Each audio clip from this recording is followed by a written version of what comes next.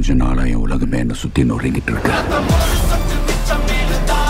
MCR Pure Cotton Club, formals and casual shirts.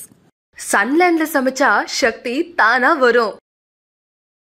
அகில இந்திய காங்கிரஸ் கட்சியோட பொதுச் செயலாளரான திரு KC வேணுகோபால் அவர்களுக்கு இன்னைக்கு பிறந்த நாள்.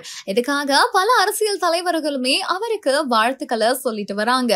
அந்த வகையில தான் கன்னியாகுமரி பாராளுமன்ற உறுப்பினரான திரு விஜய் வசந்த் அவர்களும் தன்னோட மனசார பிறந்தநாள் வாழ்த்துக்களை இவங்களுக்கு தெரிவிச்சிருக்காங்க. இது குறித்து திரு விஜய் வசந்த் அவர்கள் தன்னோட எக்ஸ் வலைதள பக்கத்துல ஒரு பதிவு போட்டிருக்காங்க. அந்த ஒரு பதிவுல அகில இந்திய காங்கிரஸ் கட்சியோட பொதுச் செயலாளரும் நாடாளுமன்ற உறுப்பினருமான திரு KC வேணுகோபால் ஜி ஒரு தலைவராகவும் மூத்த சகோதரராகவும் என்ன வழிநடத்த நீங்க எப்பவுமே இருந்திருக்கீங்க.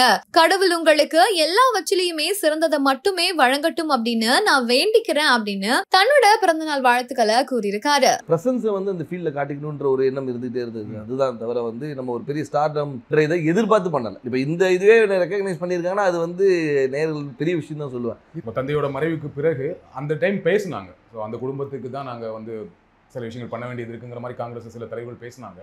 ஸோ எளிமையாக நடந்துருச்சு அவங்களுக்கு இந்த சீட் வந்தது இல்லை அப்படின்னு நம்ம சொல்ல முடியாது. ஏன்னா அதாவது அப்பாவோடைய தொண்டு காங்கிரஸ் கட்சிக்கு பார்த்தீங்கன்னா ஈடு கொடுக்க முடியாத ஒரு தொண்டு.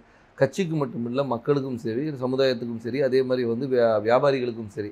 ஸோ அவங்களோட ஜேர்னி ஒரு பெரிய ஜேர்னி. அவங்களுடைய கனவு ஃபுல்ஃபில் ஆனது 2019 ஒரு MP ஆகி அவங்களுடைய அந்த டேர்மை முடிக்க முடியாமல் அவங்க கொரோனானால பாதிக்கப்பட்டு இறந்துட்டாங்க. இதில் என்னென்னா அந்த டைமில் தான் எனக்கு அப்பாவோட கனவுகளை நிஜமாக்கணும். ஏன்னா அது வரைக்கும் இருக்கும்போது நம்ம ஒரு ஃப்ரண்ட் ரன்னராக இல்லவே இல்லை. நான் அரசியல்னாலும் அப்பா கூட ஈடுபாட்டில் இருந்தேன். நான் ஃபஸ்ட்டு அப்பா மேயர் எலெக்ஷன்லேருந்து கேம்பெயின்ஸ் போயிருக்கேன். அப்போ காலேஜ் ஸ்டூடெண்ட் நான். ஸோ அந்த மாதிரி நம்ம பிஹைண்ட் இதில் அப்பா இப்படி பண்ணலாம்ப்பா அப்படி பண்ணலாம்ப்பான்னு கன்னியாகுமரி வரும்போது நாங்கள் ரொம்ப இன்வால்வாக இருந்தோம். ஃபார் எக்ஸாம்பிள் பார்த்தீங்கன்னா நோவல் டாட்டா அவர்களை பார்த்து TCS கொண்டு வரணும்னு கேட்டோம். அதே மாதிரி ஒரு ஜப்பான் நிறுவனத்தோட கடல் சீற்றத்தை எப்படி பண்ணலாம்னு பேசினோம். அப்பா முயற்சி எடுத்து ஏர்போர்ட்டே வர ஃபீஸிபிலிட்டி இல்லைன்னு சொல்லும்போது ஒரு எக்ஸ்பர்ட்ஸை கூட்டு அவங்கள டெல்லி கூட்டு போய் வாங்கி எஸ் இஸ் ஃபீஸிபிள்னு சொல்லி ஃபர்ஸ்ட் ஃபேஸ் பண்ணி செகண்ட் ஃபேஸ் ஓகே. ஸோ இந்த மாதிரி ஒரு விஷனோட போயிட்டு இருக்கும்போது திடீர்னு மறைந்தோடனே ஐயோ அது பண்ண வேண்டிய கடமை நம்மளுடைய கடமைன்னு நான் சொல்லுவேன். ஒரு தந்தையை விட்டு போன பணிகளை மகனாக செய்ய வேண்டியது. அது குடும்ப ரீதியாகவும் சரி, வசந்தன் கோவா இருந்தாலும் சரி, சமூக பணியாக இருந்தாலும் சரி இது நாங்கள் செய்ய வேண்டிய கடமைன்னு தான் எடுத்துக்கோங்க. உங்களுக்கு அந்த கடமையை அதை நம்ம பண்ணணுங்கிற ஒரு ஆசையும் கடமையும் இருக்கு. பட் கட்சிக்குள்ள அதை முழுமையாக ஒத்துக்கிட்டாங்களா? கட்சிக்குள்ள முழுமையாக ஒத்துக்கிட்டாங்கன்னா நான் மறைந்த பின்பு நான் உள்ள வரல. அதுக்கு முன்னாடி AICC மெம்பராக இருந்திருக்கேன், ஆர்ப்பாட்டங்களில் கலந்துருக்கிறேன், நிகழ்ச்சிகளில் கலந்துருக்கேன். ஏன்னா அப்பா ஃப்ரண்ட் ஹேண்ட் இருந்தாலும் நம்ம தெரியல. நிறைய பேர் கேட்டாங்க நீங்கள் கட்சியில் என்ன இருந்தீங்க சார், நான் இதில் இருந்தேன் பாருங்க அப்படின்னு ரெஃபரன்ஸ். ஓகே நீ இருந்திருக்கீங்களான்னு ஒரு இது அப்பா மறைவு பின்பு நம்ம தெரிஞ்ச உடனே ஒரு லைம் லைட்டில் வந்த மாதிரி. நடுவில் கார்த்தி சிதம்பரம் அவர்கள் கன்னியாகுமரி தொகுதிக்கு பிரியங்கா காந்திக்கு விருப்ப மனு கொடுத்தாரு இல்லையா?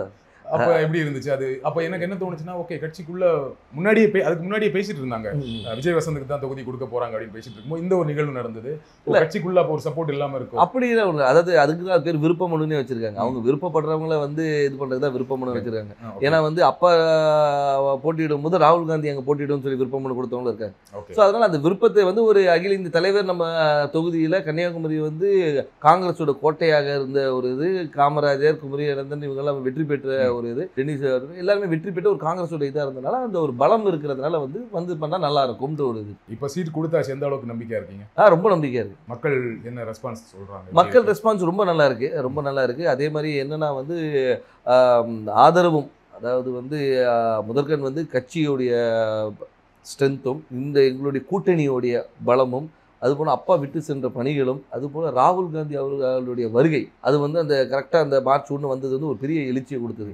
எங்கள் தொண்டர்கள் மத்தியிலும் சரி, பொதுமக்கள் மத்தியிலும் ஓகே நம்ம ஊர் வந்திருக்காங்க, அவர் பண்ண அதாவது ஒரு தலைவராக வராமல் ஒரு தொண்டனாகவும் சராசரி மனிதனாக வந்தார். இப்போ நீங்கள் எல்லா தலைவரும் வராங்க, மீட்டிங் போடுறாங்க. அப்படி இல்லாமல் ரோட்டில் ஒரு டீ கடையில் நின்று ஒரு பையனை கூப்பிட்டு பேசி அவங்ககிட்ட ரன்னிங் இன்ட்ரெஸ்ட் இல்லைன்னா ஷூஸ் இருக்கா இல்லைன்னா ஷூஸ் வாங்கி கொடுத்து அனுப்புகிறேன். ஸோ இந்த மாதிரி ஒரு பர்சனல் கனெக்ட். திடீர்னு போயிட்டு ஸ்கூலில் போய் தண்டனை எடுக்கிறாரு, இன்ட்ராக்ட் பண்ணுற ஸ்டூடெண்ட்ஸோட. அதே மாதிரி பார்த்தா இதுக்கு முந்தின இதில் பார்த்தா நெசவாளிகளும் சரி, விவசாயிகள் இன்ட்ராக்ஷன், மீனவர், அந்த மாதிரி எல்லாரோட கனெக்ட் பண்ணும்போது நம்மளோட ஒருத்தர் அவர் அப்படின்ற ஒரு அஃபினிட்டி வருது. அது போக மட்டும் இல்லாமல் இப்போ ஆளுகின்ற BJP அரசு மீது உள்ள எதிர்ப்பும் அதிருப்தியும் கூட ஒரு பெரிய பலமாக இருக்கும். கன்னியாகுமரியில் பிஜேபிக்கு கொஞ்சம் ஸ்ட்ராங் இல்லையா? பொன்னார் அவர்கள் ரொம்ப ஸ்ட்ராங்கான கேண்டிடேட் தான் இல்லையா? அதை மறக்க முடியாது. கண்டிப்பாக அதை நம்ம மறுக்க முடியாது. நம்ம வந்து அதாவது பிஜேபி தரப்பில் திரு பொன் ராதாகிருஷ்ணன் அவர்கள் வந்து ஒரு 2 முறை எம்பியாக இருந்தவர் தான், ஒரு பெரிய வேட்பாளர். ஆனாலும் எங்களுடைய கூட்டணி, அதாவது எங்கள் திமுக சார்ந்த கூட்டணி வந்து மிக பலமான கூட்டணி சொல்லலாம். அது வந்து திமுக மட்டும் இல்லாமல் எங்களை சார்ந்து இருந்த மதிமுக, அதுக்கு ஒரு விடுதலை சிறுத்தைகள், அதுக்கு ஒரு முஸ்லீம் லீக், அதுக்கப்புறம் மனிதநேய மக்கள் கட்சி, இது எல்லாமே பார்த்திங்கன்னா வந்து எங்களுடைய ஒவ்வொரு பேஸையும் கவர் பண்ணுது.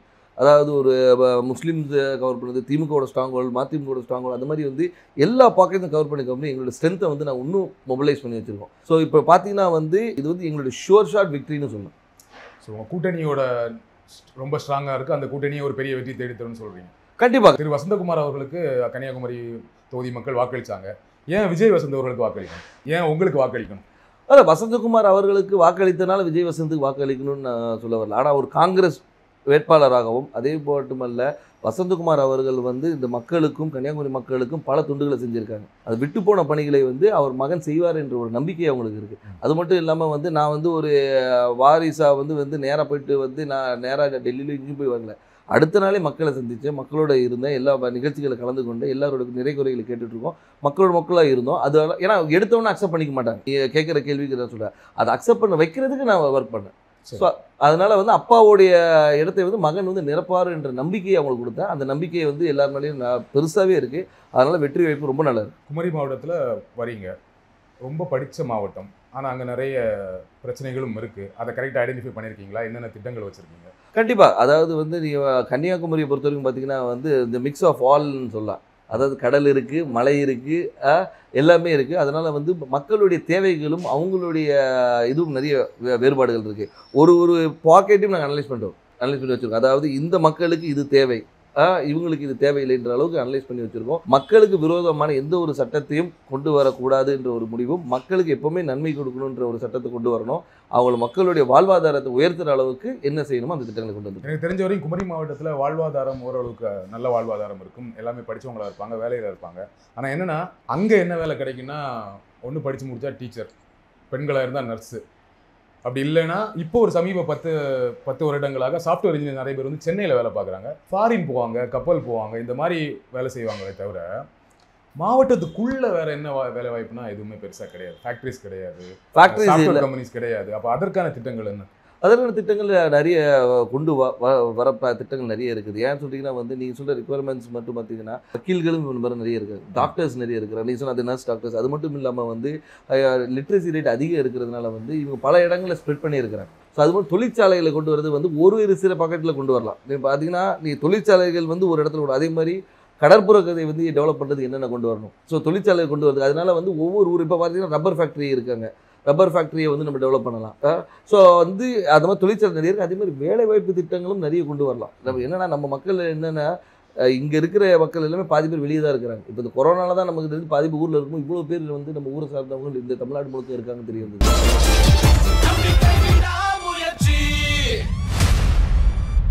MCR Pure Cotton Club, formals and casual shirts. சன்லேண்ட்ல சமைச்சா சக்தி தானா வரும்.